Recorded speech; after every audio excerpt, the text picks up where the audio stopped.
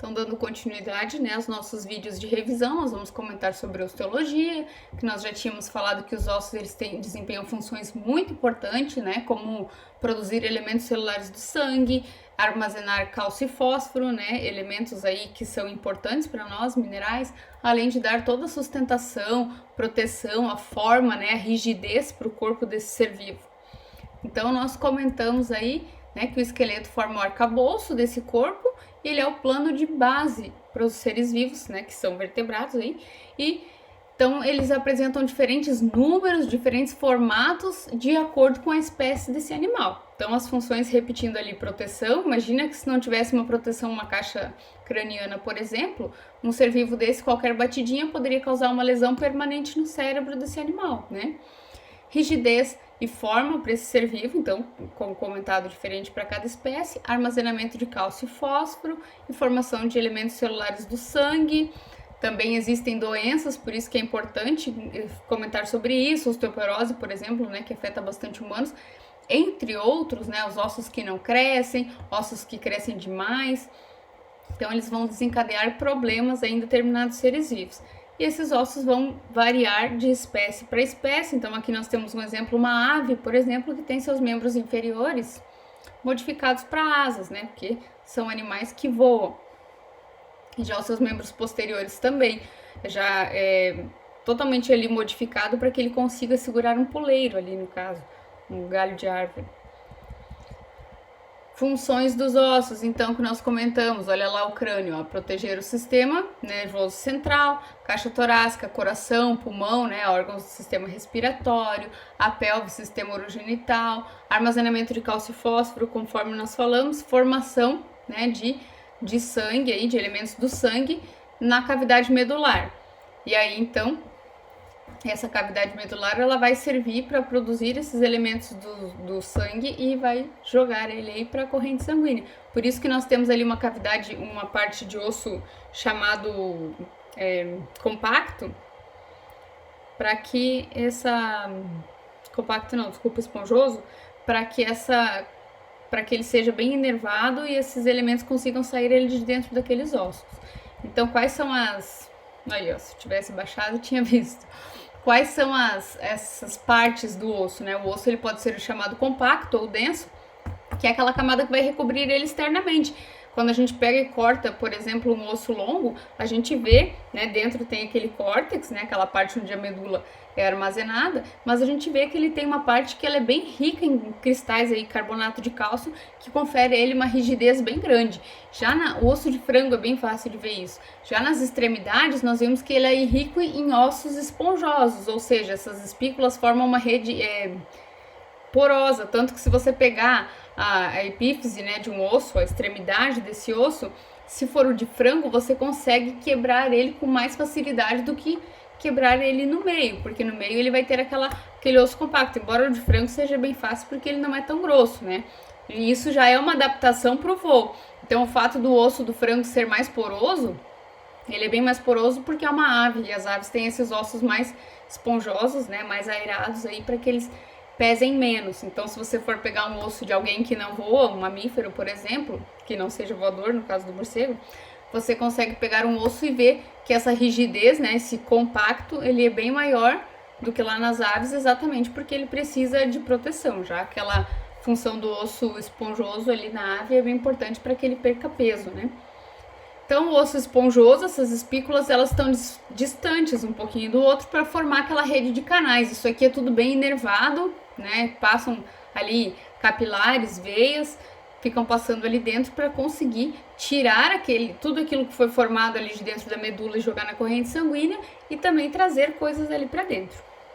E aí, então, a cavidade medular, aquele espaço, né, dentro, vai ser onde essas células jovens aí, que é a medula óssea vermelha, vão ser produzidas, e depois, quando ela vai ficando mais velha, ela vai amarelando, né, vai indo aí para o centro, que ela vai se tornar, então, o tal do tutano, que é aquela gordura amarela que nós conhecemos.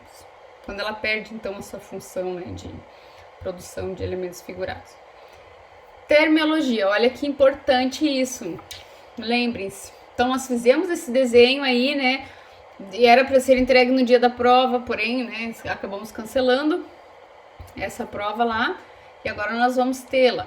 Então, o que acontece? Dá uma olhada ali naquele osso. Conforme nós comentamos, a medula vermelha ela fica mais nas extremidades. Ó, esse desenho está bem explicado quanto a isso.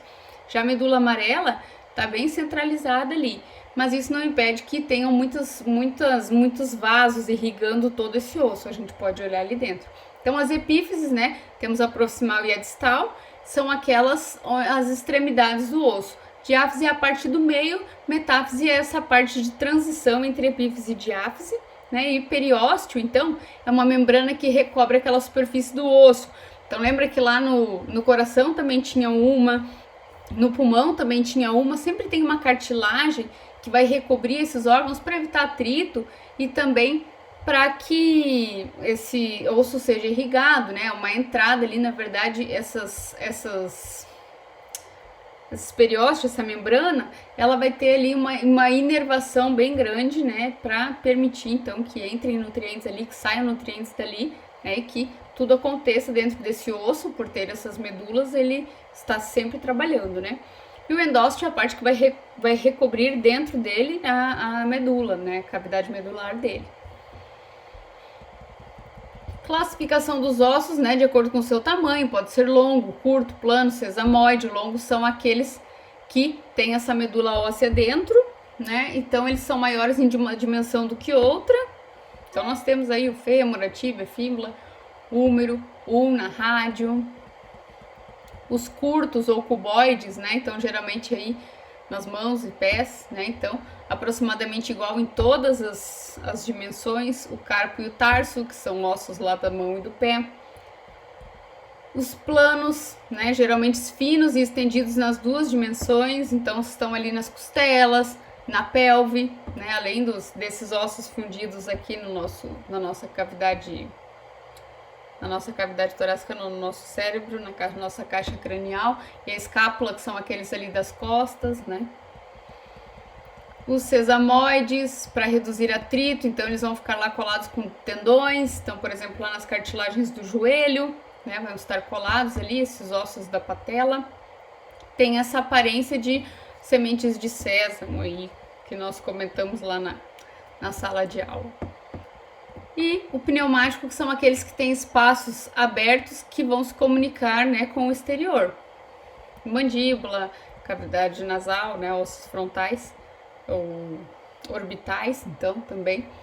E os irregulares são aqueles que não são pareados no plano mediano, ou seja, só tem um, né, nossa medula não tem aqueles pares, eles não formam pares, e aí eles não têm um plano específico aí bem direcionado a eles. E aí nós tínhamos o esqueleto apendicular e o axial.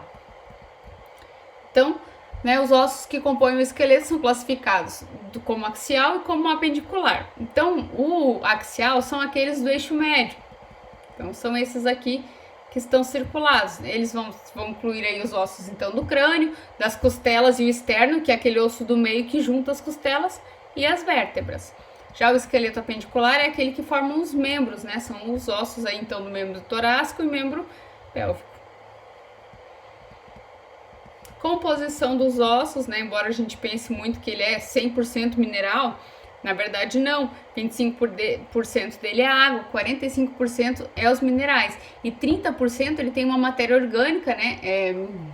Elástica aí, então, esse colágeno, que vai fazer o quê? Vai fazer com que esse osso, permita que esse osso aguente impactos. Então, imagina que essa pessoa, esse ser vivo vai pular ou vai cair de uma determinada altura, esse osso ele tem que ter uma elasticidade, né? Ele tem que ter um colágeno aí para que ele aguente esses choques.